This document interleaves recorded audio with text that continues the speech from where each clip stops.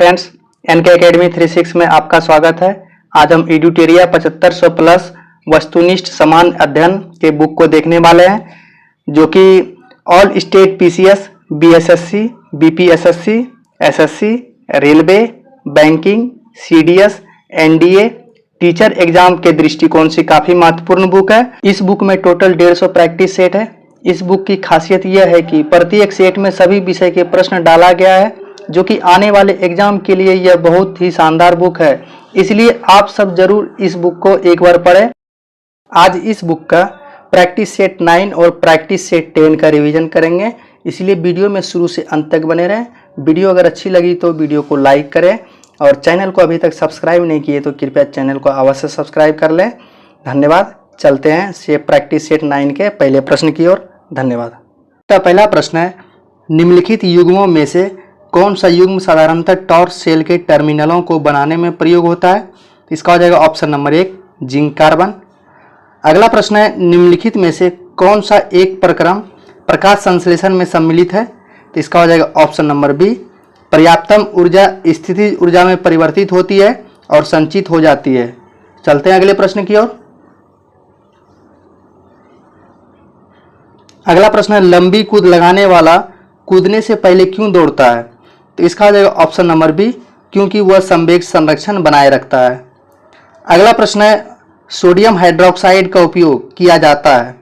तो इसका हो जाएगा ऑप्शन नंबर सी साबुन के निर्माण में किया जाता है।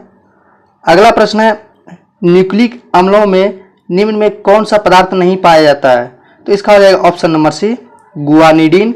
तो कौन कौन से पाए जाते हैं न्यूक्लिक अम्ल में? तो साइटोसिन, एडिनिन, थायमिन और एक गुआनिन होते हैं, ये जो है कि पाए जाते हैं। अगला प्रश्न है, शल्य क्रिया में पट्टियों के रूप में किसका प्रयोग किया जाता है? तो इसका हो जाएगा ऑप्शन नंबर 1 कैल्शियम सल्फेट। चलते हैं अगले प्रश्न की ओर।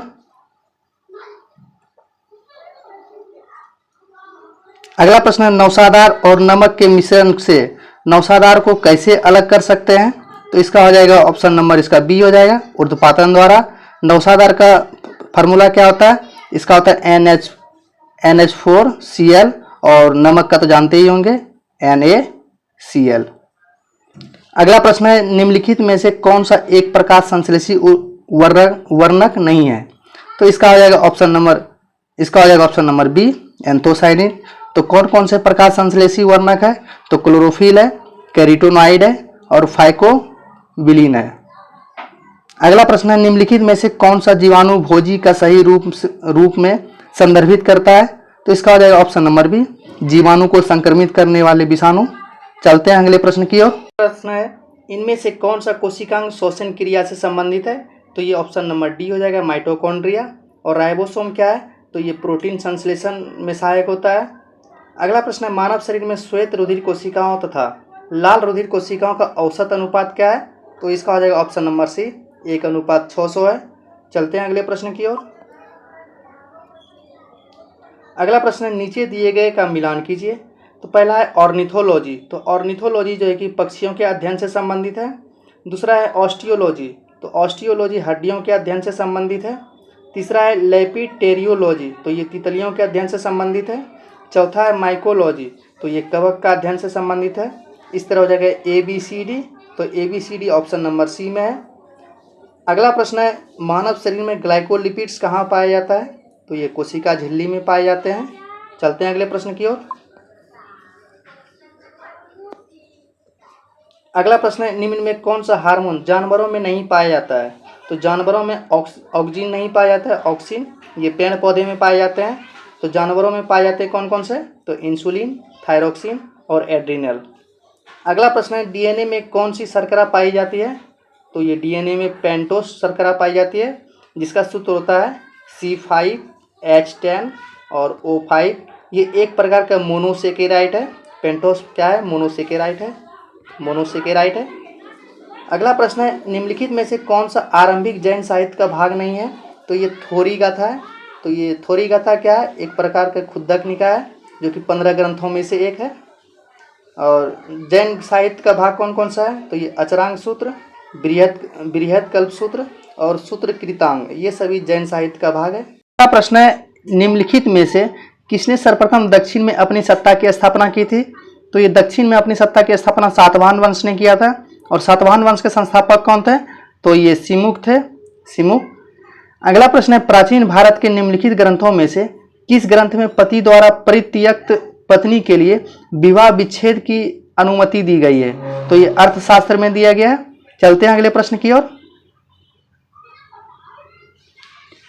अगला प्रश्न है, दीवान ए मखफी शीर्षक की कविता किसके द्वारा लिखी गई है? तो ये जेबू निसा के द्वारा लिखी गई है। अगला प्रश्न है, निम्नलिखित स्मारकों को उनसे संबंधित शासकों से सुमेलित करके नीचे दिए गए कूट के सही उत्तर का चयन कीजिए। तो देख लेते हैं इसमें। तो दोहरा गुंबद जो है कि किसके द्वारा बनवाया गया था? तो ये सिकंदर लोदी के द्वारा बनवाया गया था। और अष्टभुजीय मकबरा ये किसके द्वारा बनवाया गया? तो ये शेरशाह सूरी के द्वारा बनवाया गया था। तीसरा है सत्य मेहराबीय मकबरा, ये किसके द्वारा बनवाया गया था? तो ये बलबन के द्वारा बनवाया गया था। और चौथा है गोल गुंबद, तो गोल गुंबद जो है कि मोहम्मद आदिल शाह के द्वारा बनवाया गया था। इस तरह हो जाएगा 4-1-3-2, तो 4-1-3-2 ऑप्शन नंबर सी में है। प्रश्न है, किस युद्ध में मैसूर मराठा तथा हैदराबाद के निजाम द्वारा संयुक्त रूप से अंग्रेजों के विरुद्ध रहने का निर्णय किया गया था? तो ये हो जाएगा ऑप्शन नंबर 1, प्रथम आंग्ल मैसूर युद्ध। तो प्रथम आंग्ल मैसूर युद्ध कब हुआ था? तो ये 1767 से 69 के बीच हुआ था। और दूसरा आंग्ल मैसूर युद्ध कब हुआ था? तो दूसरा आंग्ल मैसूर युद्ध 1780 से 84 के बीच हुआ था। और इस समय गवर्नर जनरल कौन थे? तो वारेन हेस्टिंग्स थे, वारेन हेस्टिंग्स। और तीसरा आंग्ल मैसूर युद्ध कब हुआ था? तो तीसरा आंग्ल मैसूर युद्ध जो है कि 1790 से 92 के बीच हुआ था। और इस समय गवर्नर जनरल कौन थे? तो ये लॉर्ड कॉर्नवालिस थे, कॉर्नवालिस। और चौथा आंग्ल मैसूर युद्ध कब हुआ था? तो चौथा आंग्ल मैसूर युद्ध 1799 ईस्वी में हुआ था। और इस समय गवर्नर जनरल कौन थे? तो ये लॉर्ड बेलेजली थे, लॉर्ड बेलेजली थे। चलते हैं अगले प्रश्न की ओर। अगला प्रश्न, सरकी वंश के किस राजा ने मैथिली भाषा के प्रसिद्ध कवि विद्यापति को संरक्षण प्रदान किया था? तो इसका हो जाएगा option number C, Ibrahim Shah Sharqi. अगला प्रश्न है, मुगल काल में निम्न में से किस एक पदाधिकारी का कार्य सेना को नदी पार करने के लिए पुलों और नावों की व्यवस्था करना था? तो ये हो जाएगा ऑप्शन नंबर, इसका हो जाएगा डी हो जाएगा, मीर ए बहर। चलते हैं अगले प्रश्न की ओर। अगला प्रश्न, 1857 के विद्रोह के पश्चात ब्रिटिश सरकार ने निम्नलिखित में से किस प्रांत से सिपाहियों का चयन नहीं किया था? तो ये हो जाएगा ऑप्शन नंबर, इसका हो जाएगा सी हो जाएगा, मध्य प्रांत। और किस प्रांत से चयन किया था? तो ये गोरखा, सिख एवं पंजाबी, ये तीनों से जो है कि ब्रिटिश सरकार ने सेना का चयन किया था। अगला प्रश्न है, महात्मा गांधी ने भूख हड़ताल की अपनी पद्धति का सर्वप्रथम प्रयोग कहां और कब किया था? तो ये हो जाएगा ऑप्शन नंबर सी, अहमदाबाद में 1918 ईस्वी में। तो अहमदाबाद में किया था, अहमदाबाद मिल मजदूर के लिए। अगला प्रश्न, क्रांतिकारी गतिविधियों से जुड़े समाचार पत्र के गलत युग्म की पहचान कीजिए। तो देख लेते हैं इसमें। पहला है जमींदार, तो जमींदार जो है कि इसका प्रकाशन किया था जफर अली खान, तो ये सही है। दूसरा है भवानी मंदिर, तो ये बरिंद्र कुमार घोष, ये भी सही है, 1905 ईस्वी में इसका प्रकाशन किया था, 1905। और तीसरा है फ्री हिंदुस्तान, तो फ्री हिंदुस्तान जो है कि तारकनाथ दास के द्वारा 1906 ईस्वी में बंगाल विभाजन के दौरान किया गया था। और चौथा है संध्या, सचिंद्र नाथ सन्याल, ये गलत हो जाएगा। संध्या का जो है कि ब्रह्म बांधव, ये उपाध्याय ने किया था, ब्रह्म बांधव उपाध्याय ने किया था। चलते हैं अगले प्रश्न की ओर।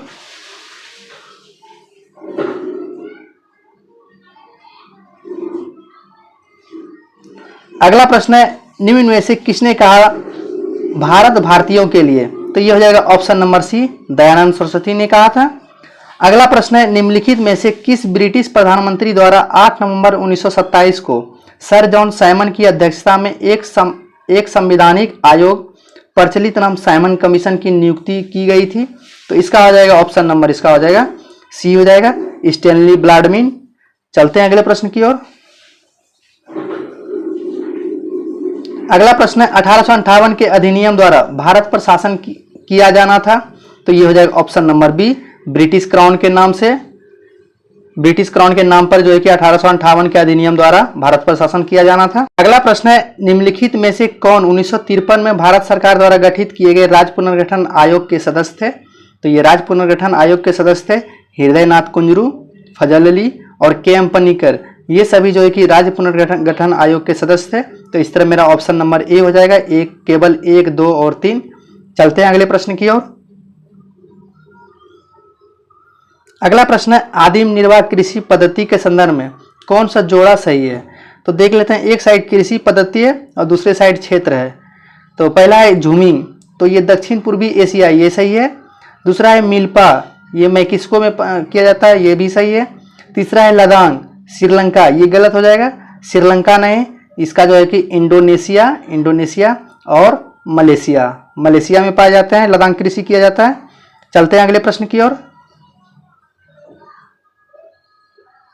अगला प्रश्न है, भारत की जनगणना 2011 के अनुसार देश में सर्वाधिक जनसंख्या वृद्धि वाला जिला कौन सा है?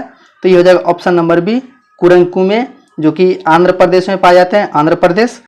अगला प्रश्न है, भारत की जनगणना 2011 के अनुसार सर्वाधिक लिंगानुपात वाला केंद्र शासित प्रदेश कौन सा है? तो ये हो जाएगा ऑप्शन नंबर बी, पुदुचेरी।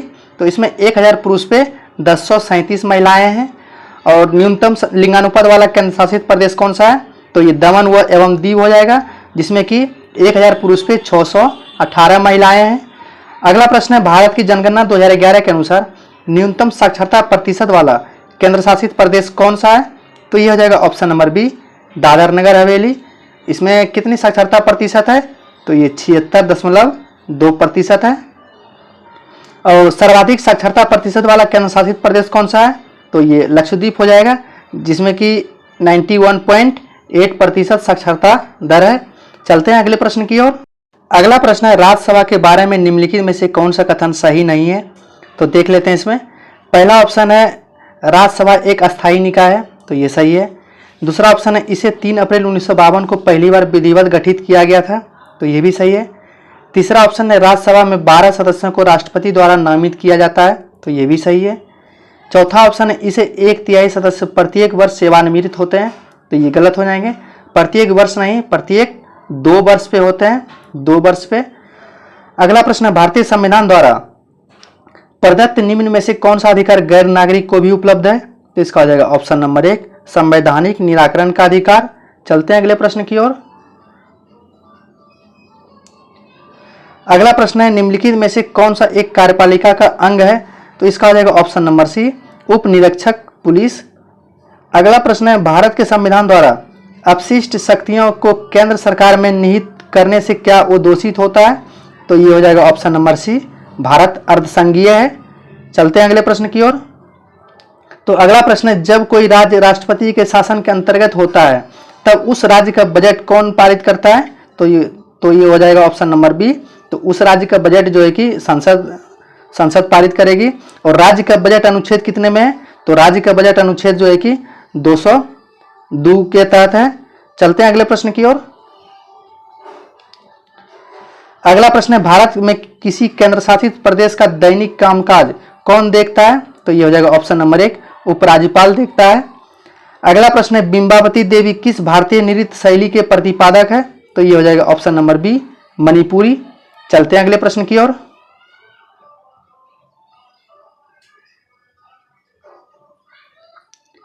अगला प्रश्न है, निम्नलिखित में से किस त्योहार को विजय उत्सव के नाम से जाना जाता है? तो ये हो जाएगा ऑप्शन नंबर बी, हम्पी मेला। हम्पी मेला किस राज्य में मनाया जाता है? तो ये कर्नाटक में मनाया जाता है, कर्नाटक। अगला प्रश्न है, IBM 360 कंप्यूटर किस पीढ़ी की कंप्यूटर है? तो ये हो जाएगा ऑप्शन नंबर सी, तृतीय पीढ़ी। और इसमें देख लेते हैं, प्रथम पीढ़ी की कंप्यूटर जो है कि किस पर आधारित थे? तो ये वैक्यूम ट्यूब पे थे। और दूसरे पीढ़ी के कंप्यूटर किस पर आधारित थे? तो ये दूसरे पीढ़ी के कंप्यूटर में ट्रांजिस्टर का प्रयोग किया गया था, ट्रांजिस्टर। और तीसरी पीढ़ी के कंप्यूटर में किसका प्रयोग किया गया था?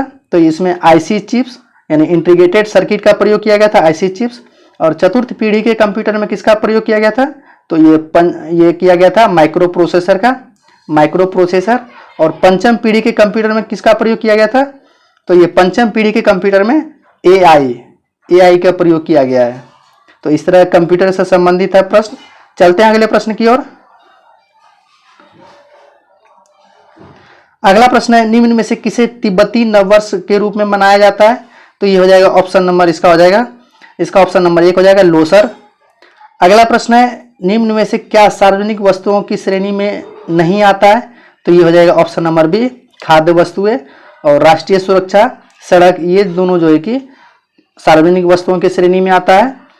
अगला प्रश्न है, युवा संगम पोर्टल को किस मंत्रालय द्वारा जारी किया गया है? तो ये हो जाएगा ऑप्शन नंबर, इसका हो जाएगा डी शिक्षा मंत्रालय के द्वारा। अगला प्रश्न है, एम के गांधी यानी महात्मा गांधी के अनुसार अस्पृश्यताओं का सामाजिक आर्थिक सुधार संपन्न किया जा सकता है? तो इसका हो जाएगा ऑप्शन नंबर डी उनके लिए कुटीर उद्योग स्थापित करके।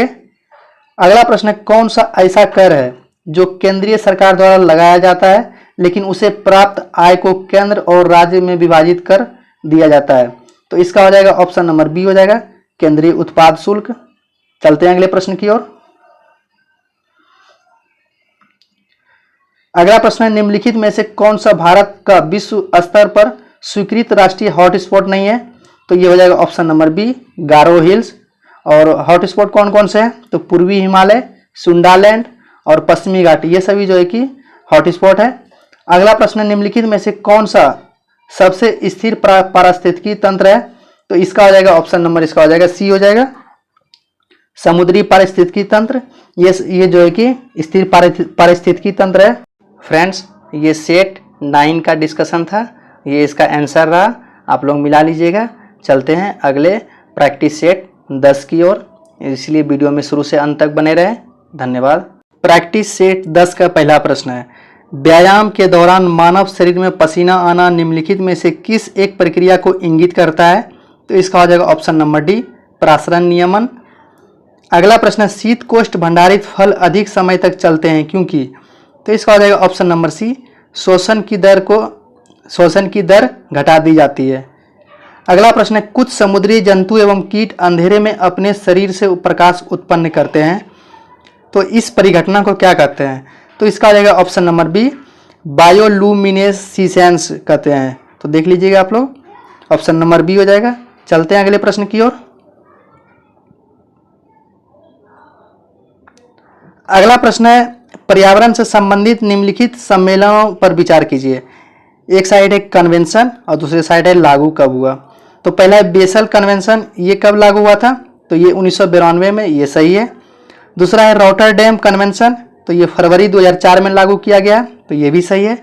तीसरा है स्टॉकहोम कन्वेंशन, तो स्टॉकहोम कन्वेंशन कब लागू हुआ? तो ये मई 2004, ये भी सही है। इस तरह मेरा ऑप्शन नंबर डी हो जाएगा, उपयुक्त में से सभी सही है। अगला प्रश्न, वायु में उपस्थित निम्नलिखित में से कौन सी गैस पीतल के रंग को खराब करने के लिए उत्तरदायी है? तो ये हो जाएगा option number C hydrogen sulphide यानी H2S। चलते हैं अगले प्रश्न की ओर। अगला प्रश्न है, निम्नलिखित में से कौन सा तत्व परमाणु ईंधन की श्रेणी में नहीं आता है? तो इसका हो जाएगा ऑप्शन नंबर 1 कैडमियम। और परमाणु ईंधन के श्रेणी में कौन कौन से आते हैं? तो ये थोरियम, यूरेनियम और प्लूटोनियम, ये सब जो है कि परमाणु ईंधन के श्रेणी में आते हैं। अगला प्रश्न है, जल के किस अवस्था का तापक्रम सर्वाधिक होगा? तो इसका हो जाएगा ऑप्शन नंबर सी वाष्प भाप। अगला प्रश्न, किस विटामिन का निर्माण हमारे शरीर में नहीं होता है? तो इसका हो जाएगा ऑप्शन नंबर ए हो जाएगा विटामिन ए। अगला प्रश्न, एफ्ला नामक विष निम्न में से किससे बनता है? तो ये कवक से बनता है। चलते हैं अगले प्रश्न की ओर। अगला प्रश्न है, एक व्यक्ति में तंत्रिका कोशिका की लंबाई कितनी होती है? तो इसका हो जाएगा ऑप्शन नंबर डी हो जाएगा 100 सेंटीमीटर। अगला प्रश्न, निम्न में कौन सा स्तनधारी वर्ग के अंतर्गत नहीं आता है? तो ये हो जाएगा ऑप्शन नंबर बी छिपकली। छिपकली जो है कि सरीसृप यानी रेप्टाइल वर्ग के अंतर्गत आते हैं, रेप्टाइल। तो स्तनधारी के वर्ग के अंतर्गत कौन कौन से आते हैं? तो चूहा, गिलहरी और बिल्ली, ये सभी स्तनधारी वर्ग के अंतर्गत आते हैं। अगला प्रश्न, निम्न में कौन सी हड्डी हथेली में पाई जाती है? तो ये हो जाएगा ऑप्शन नंबर ए हो जाएगा मेटाकार्पल्स। अगला प्रश्न, कार्बोहाइड्रेट्स, प्रोटीन तथा वसा का पूर्ण पाचन कहाँ होता है? तो ये हो जाएगा ऑप्शन नंबर सी छोटी आंत में होती है। चलते हैं अगले प्रश्न की ओर। अगला प्रश्न है, निम्नलिखित में कौन सा विस्फोटक नहीं है? तो इसमें हो जाएगा ऑप्शन नंबर डी नाइट्रोक्लोरोफॉर्म ये जो है कि एक प्रकार विस्फोटक नहीं है। तो विस्फोटक कौन कौन सा है? तो ट्राई नाइट्रोटोल्यूइन यानी TNT, और उसके बाद डाई नाइट्रोग्लिसरीन, और उसके बाद साइक्लोट्राइमेथिलीन ट्राइनाइट्रेमीन, ये सभी जो है कि ये विस्फोटक है, और नाइट्रोक्लोरोफॉर्म ये विस्फोटक नहीं है। अगला प्रश्न है, निम्न में से कौन सा कोशिका का निर्जीव भाग है? तो इसका हो जाएगा ऑप्शन नंबर 1 हो जाएगा कोशिका भित्ति, ये कोशिका का निर्जीव भाग है। अगला प्रश्न है, भारतीय गणतंत्रों में ने निम्नलिखित में से कौन सा प्रतीक मौर्य राजवंश से अपनाया है? तो ये हो जाएगा ऑप्शन नंबर डी, सारनाथ की लाट। चलते हैं अगले प्रश्न की ओर। अगला प्रश्न है, निम्नलिखित शासकों में से किसने उच्चाधिकारियों को भरण पोषण के लिए भूमि अनुदान दिया? तो ये हो जाएगा ऑप्शन नंबर डी, हर्षवर्धन ने दिया था। अगला प्रश्न है, मौर्य काल में प्रचलित विनिमय माध्यम कौन सा है? तो ये हो जाएगा ऑप्शन नंबर इसका डी हो जाएगा, ये पन जो है कि विनिमय माध्यम था मौर्य काल में। अगला प्रश्न है, अरब यात्री अल मसूदी ने किस शासक के शासनकाल में भारत की यात्रा की थी? तो ये हो जाएगा ऑप्शन नंबर डी, महिपाल प्रथम। अगला प्रश्न है, पालों और प्रतिहारों के प्रशासन के संदर्भ में उपरिका शब्द का क्या तात्पर्य है? तो यह हो जाएगा ऑप्शन नंबर डी, भुक्ति या प्रांत का प्रमुख। चलते हैं अगले प्रश्न की ओर।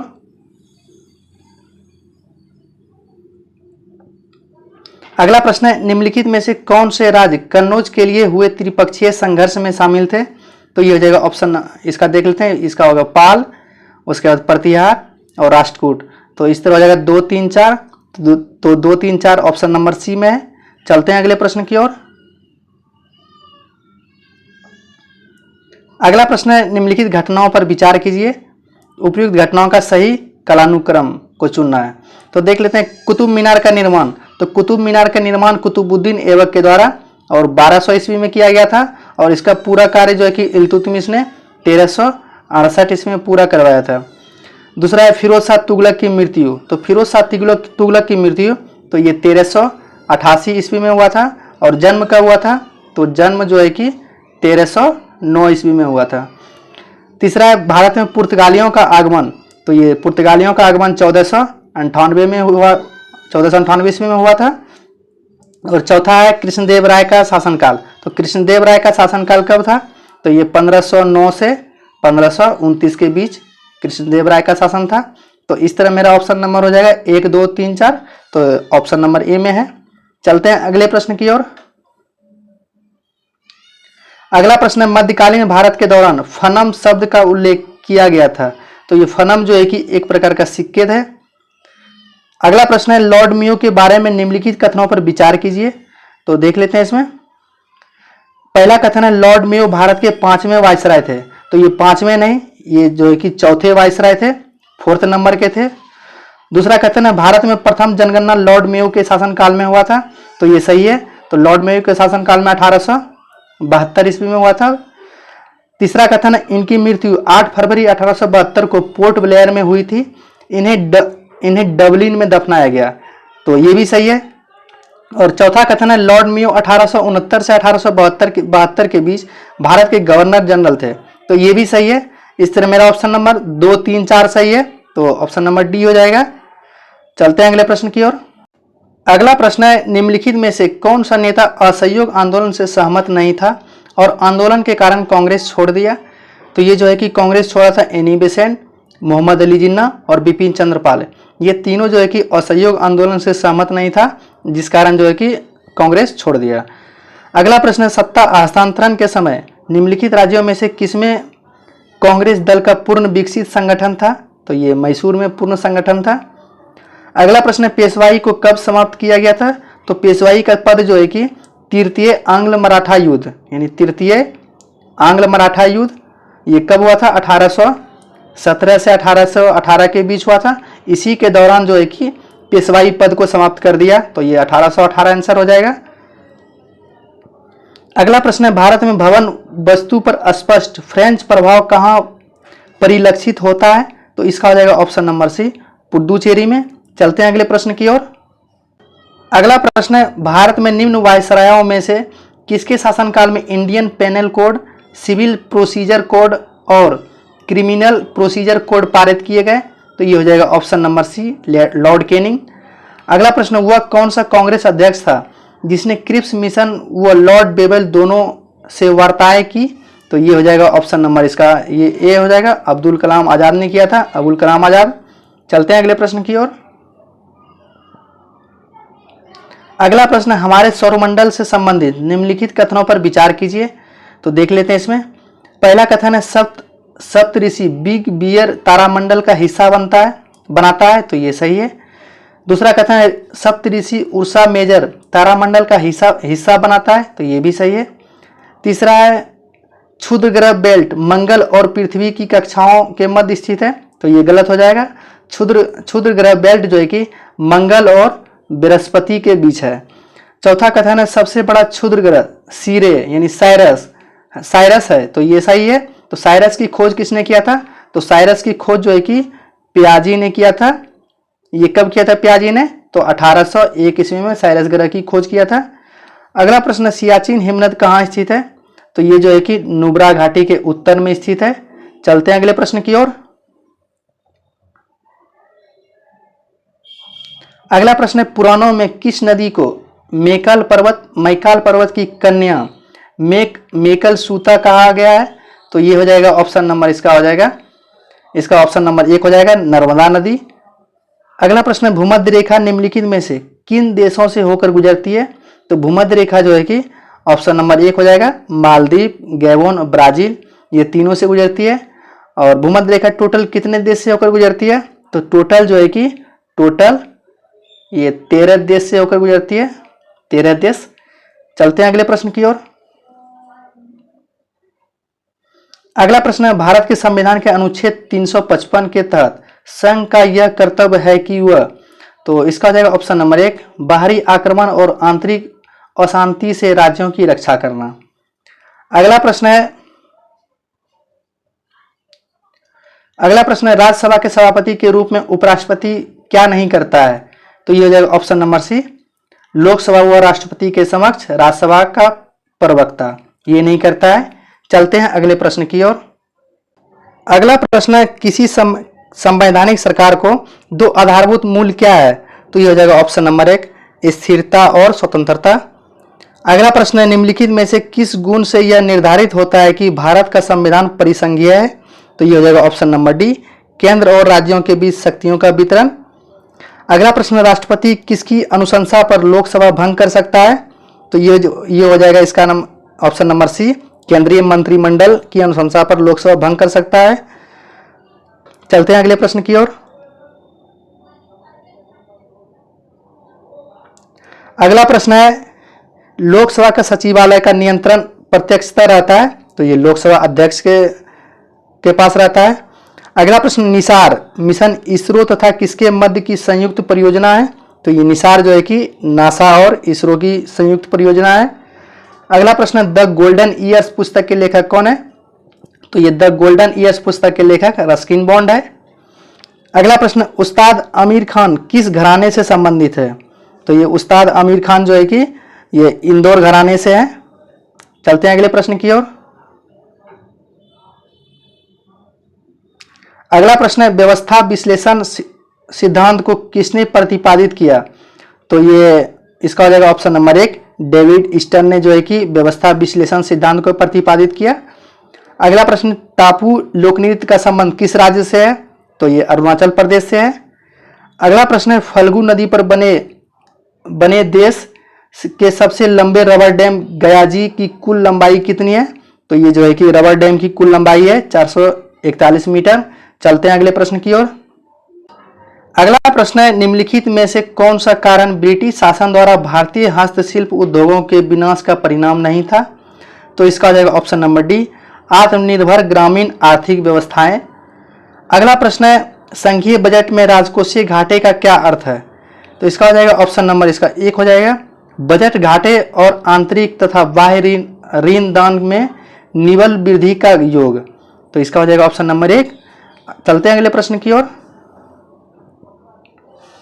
अगला प्रश्न है निम्नलिखित में से कौन सा जैव निम्नीकरणीय बायोडिग्रेडेबल प्रदूषक नहीं है? तो ये हो जाएगा ऑप्शन नंबर सी, कीटनाशक।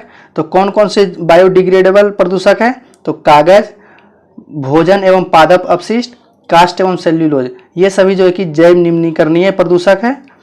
अगला प्रश्न है, पारिस्थितिकी तंत्र में ऊर्जा का प्रवाह निम्न से उच्च पोषण स्तर पर जाने से कम होता है, इसे निम्नलिखित द्वारा समझा जा सकता है।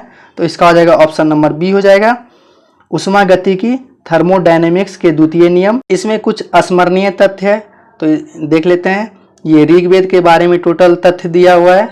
तो इसमें पहला पॉइंट है, यह सबसे प्राचीन वेद है। अगला पॉइंट है, इस वेद की ऋचाओं को पढ़ने वाले को होत्री कहा जाता है। अगला पॉइंट है, इस वेद के तीसरे मंडल में गायत्री मंत्र का उल्लेख है। नेक्स्ट पॉइंट है, इस वेद के 9वें मंडल में सोम देवता का उल्लेख है। नेक्स्ट पॉइंट है, इस वेद के 10वें मंडल में 4 वर्ण ब्राह्मण क्षत्रिय वैश्य शूद्र का उल्लेख है। अगला पॉइंट है, इस वेद में इंद्र के लिए 250 और अग्नि के लिए 200 ऋचाओं की रचना की गई है। अगला पॉइंट है, गोत्र शब्द का सर्वप्रथम उल्लेख इस वेद में किया गया है, यानी गोत्र शब्द का प्रयोग सर्वप्रथम ऋग्वेद में किया गया है। अगला पॉइंट है, इस वेद में गाय के लिए अगण्य यानी ना मारे जाने योग्य पशु शब्द का प्रयोग किया गया है। थैंक यू फ्रेंड्स, अंत तक बने रहने के लिए। ये सेट 9 और सेट 10 का प्रैक्टिस सेट का रिवीजन था और इसका ये सेट 10 का आंसर है, आप लोग मिला लीजिएगा। धन्यवाद, मिलते हैं नेक्स्ट वीडियो में।